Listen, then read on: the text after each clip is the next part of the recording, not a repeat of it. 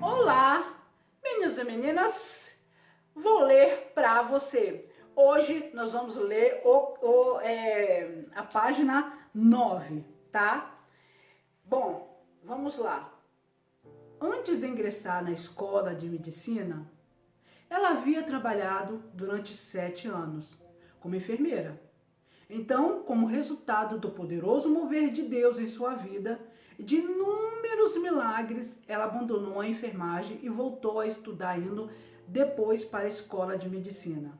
Na época que entrou no Hospital Memorial, Rebeca não sabia absolutamente nada sobre satanismo ou mesmo sobre Elaine, uma poderosa bruxa que morava perto dali.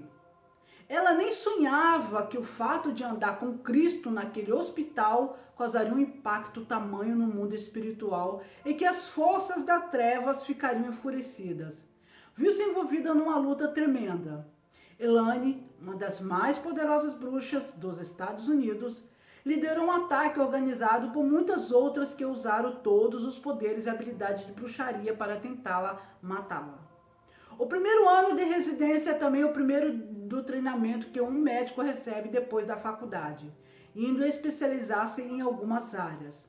É o mais difícil e temeroso e não foi diferente para Rebeca, exceto que ela estava consciente de que havia algo estranho e indefinível acerca daquele hospital, algo que ninguém parecia notar, nem mesmo seus colegas cristãos. Era como se fosse uma atmosfera de ódio, murmuração e luto em todo o departamento. E por que não dizer em todo o hospital? Uma atmosfera extremamente fria. Deus usou as expressões físicas e emocionais deste ano para aumentar sua intimidade com Rebeca. Ela constatou que, desde o começo, havia uma resistência incomum ao Evangelho. E as pessoas com quem tentava compartilhar recusavam enfaticamente até mesmo ouvir. De fato, passados 6 meses que trabalhava no hospital, a admiração recolherá dos quartos todos os Novos Testamentos. Colocaram nos postos de enfermagem o aviso de que o empregado que fosse apanhado evangelizando os pacientes seria despedido.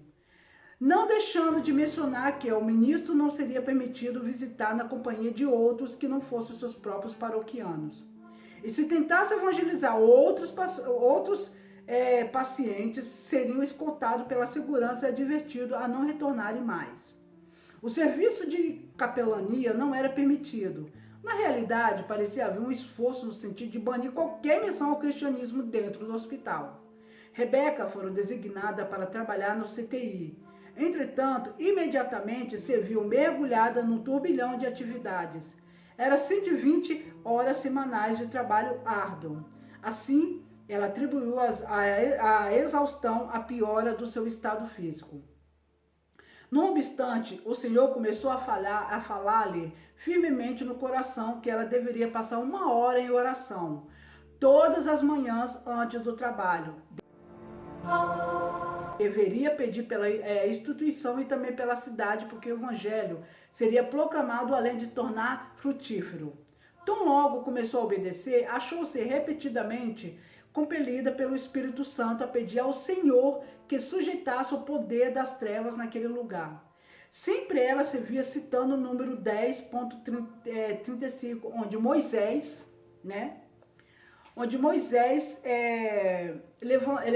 levantava, levanta-te, Senhor, e dissipados sejam os teus inimigos, e refúgio diante de ti os que te odeiam. Este é o livro da Bíblia. Não sabia por que orava dessa maneira, e na verdade era estranho para ela a situação. No entanto, insistentemente o Espírito Santo impulsionava a agir assim. Como o Senhor mais e mais queimava-lhe o coração pelas almas daquele lugar. Ela começou a pedir-lhe diariamente a permissão para tapar a brecha pelo hospital e pela cidade, do mesmo modo que estava Ezequiel 22, 30, 31. Busquei entre eles um homem que tapasse o muro e se colocasse na brecha perante mim a favor desta terra.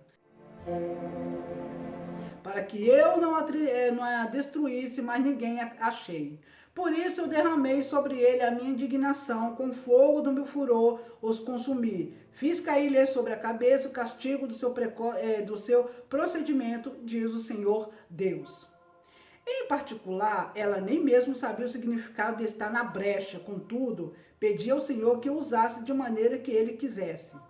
Nos primeiros meses no memorial, Deus ensinou-lhe uma preciosa lição de total dependência dele no exercício da medicina.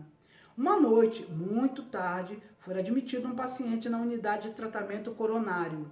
Possivelmente tratava-se de um infarto, pois o mesmo tinha dores fortíssimas no peito e a pressão sanguínea estava muito alta. Naquela noite, Rebeca ficará responsável para examinar e cuidar do paciente. Ele deu-lhe uma lista dos remédios que usava e entre eles havia um que era muito bom para baixar a pressão, ao mesmo tempo que reduzia o trabalho árduo do coração. O paciente firmemente assegurou-lhe que estava tomando uma dose especial de remédio e Rebeca aceitou o argumento. Decidiu dar-lhe aquela dosagem na intenção de baixar a pressão e assim evitar um infarto. O pior é que ela não sabia da gravidade do que fizera. A dosagem era muito perigosa, a menos que o paciente tivesse sido preparado gradualmente para tomar aquela quantidade. Depois de uma hora, as enfermeiras vieram chamá-la dizendo que a pressão do paciente cairá muito e que, além de estar em choque, ele parecia estar morrendo. O temor apoderou-se dela. Na aflição, chamou seu superior, contou-lhe o ocorrido e perguntou o que poderia ser feito para reverter o efeito do remédio que administrará.